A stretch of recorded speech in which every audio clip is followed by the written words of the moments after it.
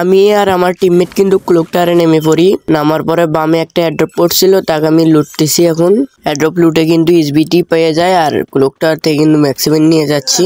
এবার এসে থেকে বামে এনিমি, আর এনিমি কিন্তু হয়ে আছে হুকুম, আর আমি ম্যাক্সিমামে যাতা দিয়ে কিন্তু এনিমিটাকে লক করে দেই। লক করে কিলটা শিওর দিয়ে একটু লুট করি। তখনই সামনে দেখি ফ্রি রিভাইভ কিনছে। তারপরে এনিমি মারবো বলে সামনের দিকে যাচ্ছি, আর একটা এনিমি বার হলো, একে কিছু ড্যামেজ দিয়ে দেই। পরে দুইজনে গোলওয়াল ফেলাই, গোলওয়াল ক্যারেক্টার সারে কিন্তু একটাকে লক করে দেই। লক করার পরে ওই কিন্তু টিমমেটের কাছে যাচ্ছে। পরে গোলওয়ালটা ফাটাই, ফাইটে এখন মেরে দেই। তখনই হয়ে যায় টিম হোয়াইট পাউন্ড। পরে বামে দেখি ক্যারেক্টারের সাহায্যে দেখি এই পাশে এনিমি।